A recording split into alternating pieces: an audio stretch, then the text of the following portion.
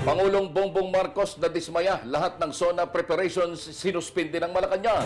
Mabante sa balita si Abante reporter Aileen Taliping. Abante Rason Live Report. Ronnie, sinuspindi ng Malacanang ang lahat ng mga preparasyon na may kinalaman sa nalalapit na State of the Nation address ni Pangulong Ferdinand Marcos Jr. Sinabi na Executive Secretary Lucas Bersamin na nadismaya ang Pangulo sa ulat na ilang government personnel ay abala sa pagpapaskil ng SONA materials habang maraming komunidad at mamamayan ang nakakaranas ng matinding pagbaha.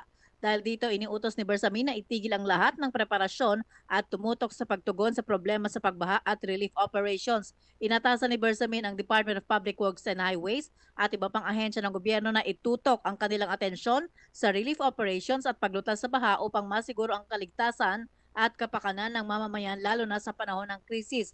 Umaasa si Bersamin na susunod ang lahat ng ahensya upang matulungan ang maraming mamamayan na nagdurusa ngayon sa perwisyo ng matinding pagbaha. Umani ng negatibong reaksyon ang mga larawang umikot sa social media kung saan naglalagay na ng posters at larawan ng Pangulo kaugnay sa kanyang nakatakdang SONA sa susunod na Lunes. Ako si Aileen Taliping ng Abante Radyo. Ito ang balitang mabilis, mabangis at walang mentis.